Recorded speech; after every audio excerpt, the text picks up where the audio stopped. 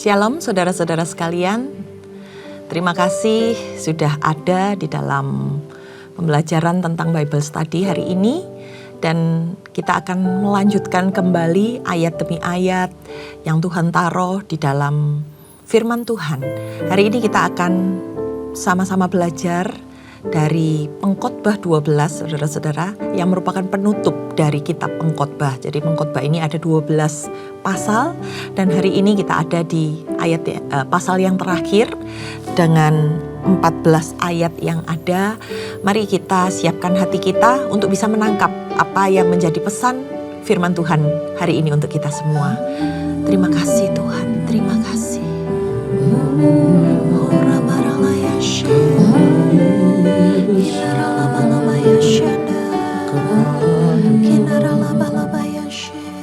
Kami datang sendiri di hadapan-Mu, yang kami mohon kiranya yang kebaikan, siar-Mu, izinkan kami melihat kedalaman hati-Mu Tuhan. mataku tertuju padamu, senap hidupku ku serahkan padamu. Bimbing aku masuk rencana-Mu untuk membesarkan kerajaan-Mu.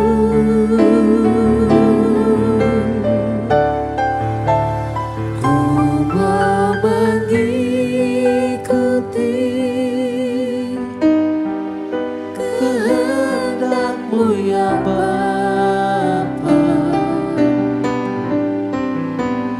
Ku mau selalu menyenangkan hati-Mu.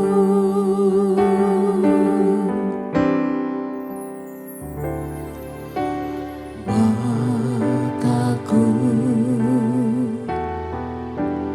tertuju padamu, senap hidupku ku serahkan padamu. Bimbing aku masuk rencana-Mu untuk membesarkan kerajaan-Mu.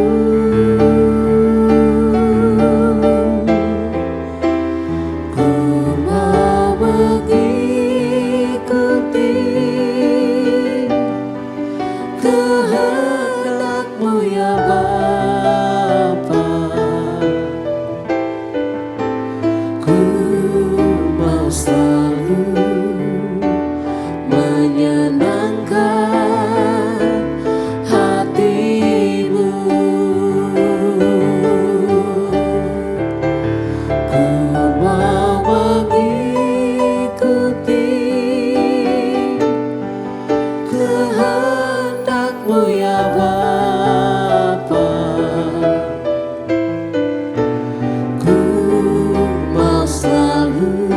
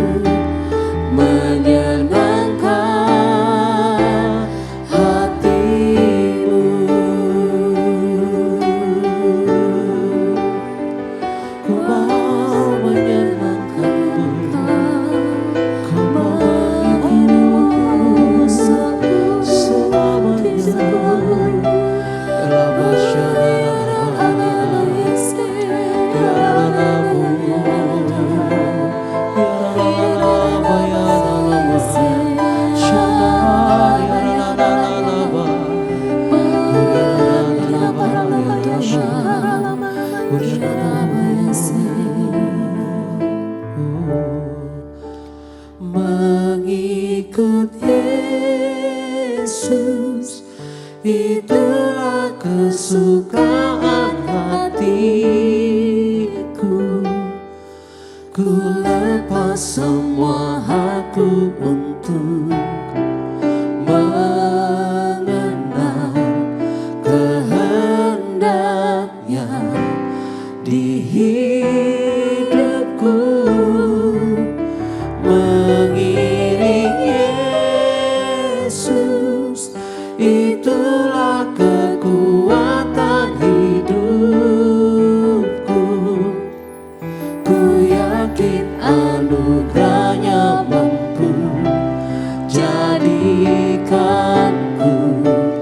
hamba yang berkenan selalu.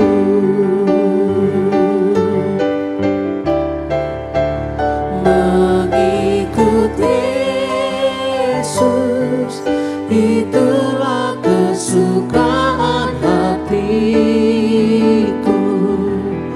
Ku lepas semua hakku untuk mengenal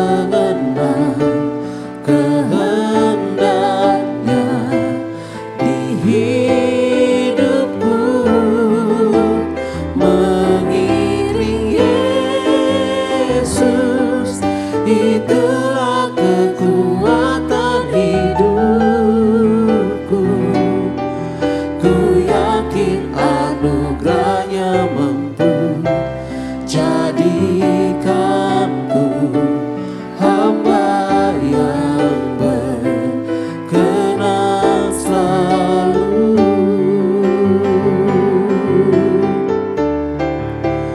Mengikut Yesus, itulah kesukaan hatiku. Ku lepas semua hakku untuk mengenal kehendaknya di hidupku. Mengiring Yesus, itulah kekuatan hidupku. Ku yakin anugerahnya mampu jadikanku hamba yang berkenan selalu. Ku yakin anugerahnya mampu jadikanku hamba yang berkenan selalu. Ku yakin anugerahnya mampu jadikanku hamba yang berkenan selalu.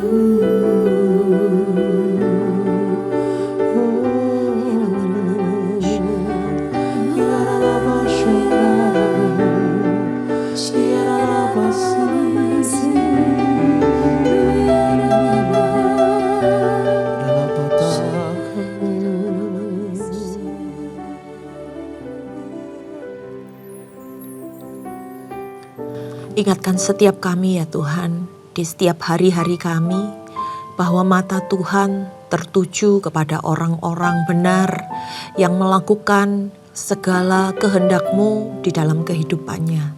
Dan biar kami ya Tuhan bisa menjadi pelaku-pelaku firman-Mu.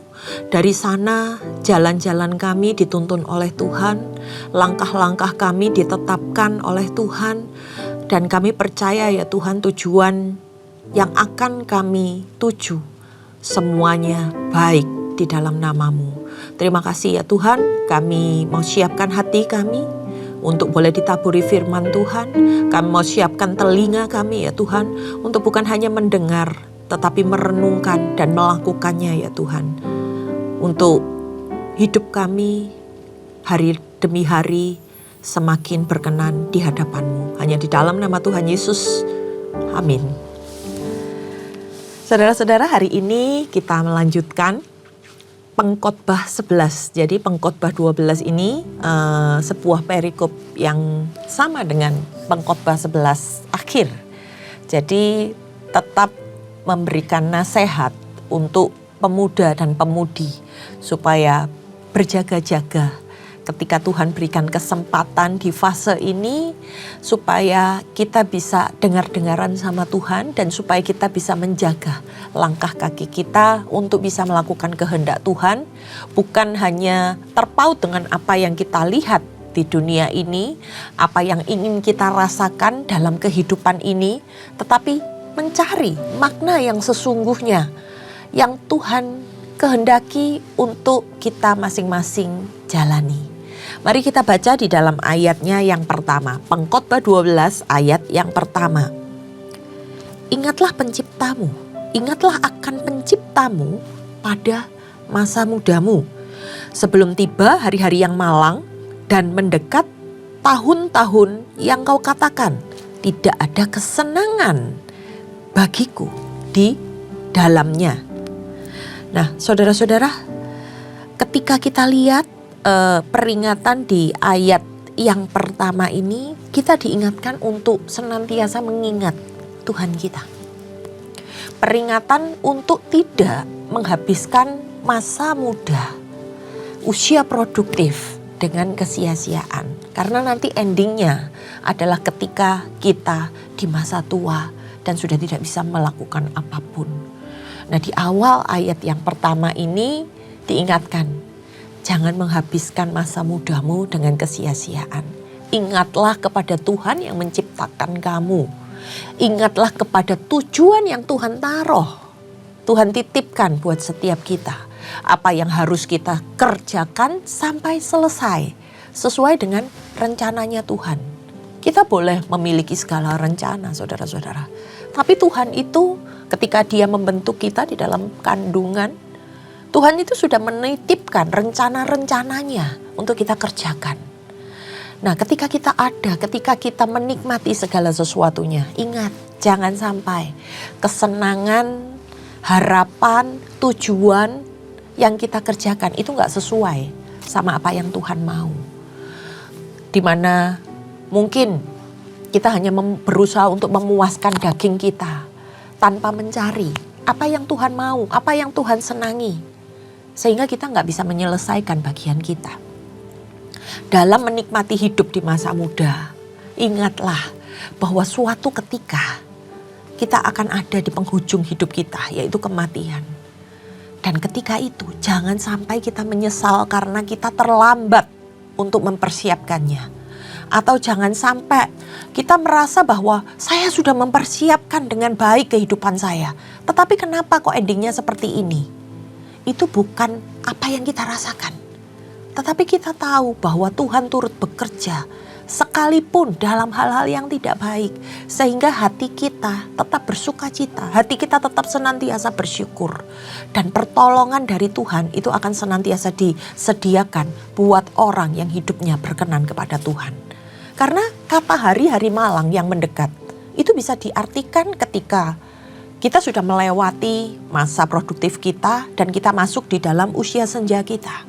Yang seolah-olah kita gak bisa ngapa-ngapain, perasaan kita hampa, dan segala pencapaian kita yang kita lewati salah, saudara-saudara. Karena apa? Gak sesuai sama apa yang jadi maunya Tuhan. Sehingga yang kita sesali hanya, kenapa aku menghabiskan waktu masa mudaku dengan hal-hal yang sia-sia. Sehingga pengkhotbah mengingatkan di sini. Tidak ada kesenangan bagiku di dalamnya. Bukan artinya di dalam kehidupan kita ini gak ada kesenangan. Tapi bagaimana kita bisa mengelola waktu dengan baik. Diingatkan buat setiap orang-orang yang masih bisa menjalankan kehidupannya. Yang masih bisa bekerja, masih bisa melakukan segala sesuatu. Ingat Tuhan. Ayat ini sangat merema ketika saya mempersiapkan pengkhotbah 12 ini. Ini mengingatkan saya untuk hati-hati dalam melakukan segala apapun. Karena at the end kita pasti akan melewati akhir hidup kita. Dan jangan sampai kita bilang tidak ada kesenangan bagiku di dalamnya. Tapi ketika kita berpulang, hendaknya kita bisa berpulang dengan sukacita. Karena kita bisa berkata pada Tuhan, I'm done and I'm finished. Di ayat yang kedua saudara-saudara, sebelum matahari dan terang, bulan dan bintang-bintang menjadi gelap, dan awan-awan datang kembali sesudah hujan.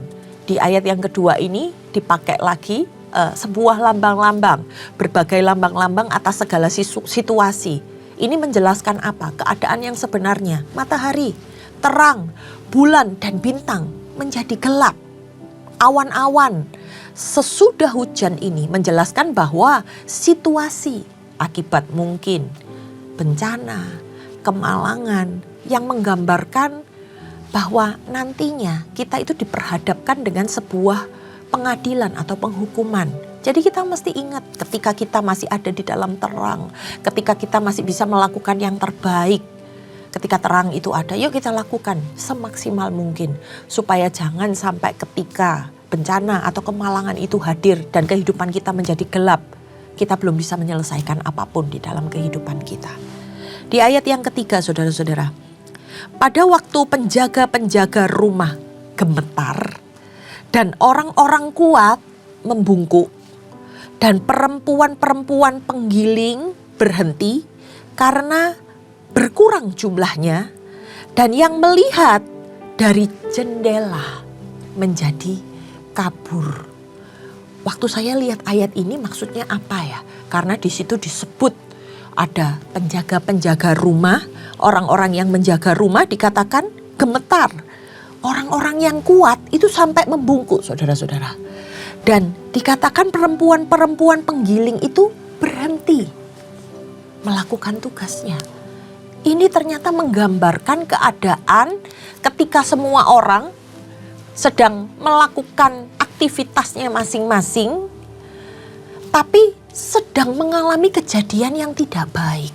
Sampai membuat gemetar, sampai membuat membungkuk, sampai berhenti. Ini ada sesuatu yang menyeramkan yang mereka lihat. Bagaimana apa yang menjadi aktivitas mereka itu menjadi kabur atau enggak baik. Nah, ini kita bahas lagi di ayat yang keempat. Dan pintu-pintu di tepi jalan tertutup dan bunyi penggilingan menjadi lemah dan suara menjadi seperti kicauan burung. Jadi hanya terdengar kicauan burung dan semua penyanyi perempuan tunduk. Ini efek lainnya saudara-saudara dari apa yang dijelaskan di ayat yang ketiga. Efek lain dari keadaan yang gak baik itu pintu-pintu di tepi jalan gak ada yang terbuka, tapi semua tertutup. Lalu bunyi penggilingan itu harusnya kan kenceng ya saudara-saudara. Itu jadi lemah karena dikatakan melemah. Dan suara-suara itu jadi gak jelas, cuman terdengar kicauan-kicauan burung. Bahkan penyanyi pun sedang tertunduk. Hal yang digambarkan dengan sukacita menyanyi, dia menjadi tertunduk. Lah kebayang gak saudara-saudara, kejadian apa yang menyertai keadaan ini?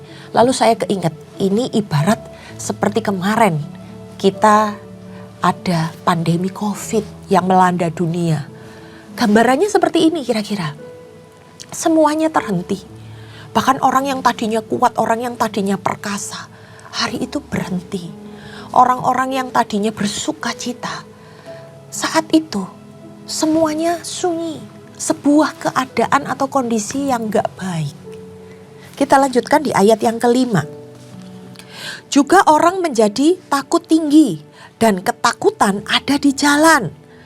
Pohon badam berbunga, belalang menyeret dirinya dengan susah payah, dan nafsu makan tidak dapat dibangkitkan lagi. Karena manusia pergi ke rumahnya yang kekal dan peratap-peratap berkeliaran di jalan. Nah, di ayat yang kelima ini saudara-saudara semakin jelas ya. Itu menggambarkan suasana perkabungan massal. Perkabungan di mana ada banyak hal yang terhenti karena ada yang berpulang. Karena manusia pergi ke rumahnya yang kekal. Sehingga peratap itu orang yang datang di rumah duka itu ada berkeliaran di jalan-jalan. Ini menceritakan tentang upacara pengantaran jenazah ke pemakaman. Itulah yang menyebabkan semua aktivitas terhenti. Ketika saya dapat gambaran ini dari Tuhan bahwa ini seperti ketika kita menghadapi pandemi COVID kemarin anakku. Bagaimana segala sesuatunya yang tadinya begitu luar biasa kita jalani, tiba-tiba terhenti. Yang kita saksikan, kalau saya ingat saudara-saudara, setiap berapa menit sekali bunyi ambulan itu selalu lewat di depan rumah saya. Dan bagaimana orang-orang menangis, orang-orang menjerit di tengah perkabungan-perkabungan yang sepi. Karena di jalanan gak ada orang. Nah ini menceritakan tentang bagaimana suasana perkabungan yang akan mengakhiri kehidupan setiap manusia. Kita lanjutkan di ayat yang ke-6. Sebelum rantai perak diputuskan dan pelita emas dipecahkan, sebelum tempayan dihancurkan dekat mata air dan roda timba dirusakkan ke atas sumur dan debu kembali menjadi tanah seperti semula dan roh kembali kepada Allah yang mengaruniakannya. Kesia-siaan atas kesia-siaan, kata pengkhotbah, segala sesuatu adalah sia-sia. Sebelum semuanya hancur dan habis, hilang selamanya, pengkhotbah mengingatkan tentang arti kesia-siaan dalam segala sesuatu. Dan kembali kita ingat bahwa nasihat-nasihat ini diperuntukkan bagi para pemuda-pemudi, orang yang masih panjang hidupnya, supaya mereka tidak menyia-nyiakan hidupnya, yang akhirnya menjadi sebuah penyesalan. Nah ini yang bisa disampaikan untuk closing dari nasihat bagi pemuda-pemudi. Dan kemudian di dalam perikop selanjutnya, ini adalah sebuah perikop penutup saudara-saudara. Akhir kata dari kitab pengkhotbah. Kita baca di ayat yang ke-9. Selain pengkhotbah berhikmat, ia mengajarkan juga kepada umat itu pengetahuan. Dari hikmat itu keluar sebuah pengetahuan. Ia menimbang, menguji, dan menyusun banyak amsal. Nah ini sedang berbicara apa saudara-saudara? Dia pengkhotbah ini yang menulis segala sesuatunya. Dia memiliki hikmat, karena hikmat itu sangat berharga. Mulai dari zaman dulu maupun sampai zaman sekarang ini saudara-saudara. Ketika hikmat itu ada di dalam kehidupannya, dia mengajarkan sebagai sesuatu pengetahuan buat orang-orang lain. Supaya orang-orang mengetahui ada hal-hal yang harus membuat kita berhati-hati. Ada hal-hal yang perlu kita pelajari. Ada hal-hal yang perlu kita lakukan. Nah sebelum dia melakukan ini semua, pengkhotbah ini sudah menimbang apa yang harus disampaikan, benar apa enggak. Dan kemudian dia memutuskan, perlu enggak ya aku menyampaikan hal-hal tersebut untuk disampaikan. Dan kemudian dia menguji tentang segala sesuatu yang disampaikan oleh pengkhotbah. Sehingga dia menyusun sebagai sebuah amsal yang mengingatkan dan yang menasehati setiap jemaat Tuhan bahkan sampai hari ini. Di ayat yang ke-10 saudara-saudara, pengkhotbah berusaha mendapat kata-kata yang menyenangkan dan menulis kata-kata kebenaran secara jujur. Nah kata-kata yang menyenangkan ini bisa diartikan sebagai kata-kata yang benar. Kata-kata yang dapat dipercaya kebenarannya. Karena pada dasarnya gak semua orang itu berkenan untuk ditegur. Gak semua orang mau mendengar nasihat-nasihat. Gak semua orang mau melakukan apa yang disebut dengan hikmat ini. Jadi kata-kata hikmat itu semestinya belum tentu menyenangkan buat semua orang. Tapi pada dasarnya saudara-saudara, kata-kata hikmat ini menyatakan sebuah kebenaran. Berproses melalui kejujuran ketika dia melewatinya. Sesuatu yang pernah dialami dalam kehidupan orang yang menjalaninya. Dan dia sudah berhasil melewati. Untuk itu dia berhikmat dan dia berusaha untuk mengungkapkannya supaya bisa menjadi pengetahuan dan pelajaran bagi orang-orang yang ada di sekitarnya ataupun orang-orang yang membaca kitab pengkhotbah ini. Nah, di ayat yang ke-11 kita baca, kata-kata orang berhikmat seperti kusa dan kumpulan-kumpulannya seperti paku-paku yang tertancap diberikan oleh satu gembala. Kusa itu sesuatu yang runcing dan tajam, saudara-saudara, artinya. Jadi kata-kata yang berhikmat ini seperti kusa atau dikatakan paku-paku yang tertancap, sesuatu yang runcing, yang tajam ujungnya. Yang disampaikan oleh seorang pemimpin, seorang gembala yang berusaha untuk mengingatkan, untuk mengembalikan orang-orang yang ada di bawahnya. Dengan kata-kata yang benar, kata-kata yang menguatkan, kata-kata yang menginspirasi. Dan di akhir pengkhotbah, lagi pula anakku waspadalah. Membuat banyak buku tidak akan ada akhirnya. Dan banyak belajar melelahkan badan. Akhir kata dari segala yang didengar ialah takutlah akan Allah dan berpeganglah pada perintahnya. Karena ini adalah kewajiban bagi semua orang. Karena Allah akan membawa setiap perbuatan ke pengadilan yang berlaku atas segala sesuatu yang tersembunyi. Entah itu baik, entah itu jahat. Inti dari seluruh kitab pengkhotbah ini adalah seruan supaya kita yang masih hidup, supaya kita yang masih produktif ini hidup takut akan Allah. Karena takut akan Allah ini, saudara-saudara, gak cuma sekedar kita takut sama Tuhan, tapi kita tetap melakukan sesuatu yang salah. Kita tetap melakukan dosa. Takut akan Allah di sini harus disertai dengan perbuatan-perbuatan yang benar. Di situ terang Tuhan itu bekerja ketika kita bisa menerangi orang lain, ketika orang lain bisa diingatkan, memperoleh hikmat dari apa yang kita lakukan. Dan bukan hanya dari pengetahuan saja yang kita miliki. Tadi dikatakan kamu bisa nulis buku pun sia-sia kalau itu hanya tertuang tanpa dilakukan sebagai sebuah tindakan. Karena ingat, segala sesuatu, mau kita santai-santai, mau kita bekerja, kita itu akan menghadapi pengadilan Tuhan di akhir kehidupan kita. Nah, demikian saudara-saudara, pengkhotbah 1-12 berakhir, dan kiranya dari pembelajaran 12 pasal ini kita bisa menangkap hikmat dari sang penulis yang memiliki hikmat, yang berusaha menyampaikan peringatan-peringatan kepada kita. Jadi jangan diterima hanya sebatas kata-kata yang sulit, kata-kata kiasan, tapi ada makna di balik itu semua yang ternyata bisa diaplikasikan loh di dalam kehidupan kita yang sekarang. Ketika kita tadi melihat ya bagaimana suasana perkabungan.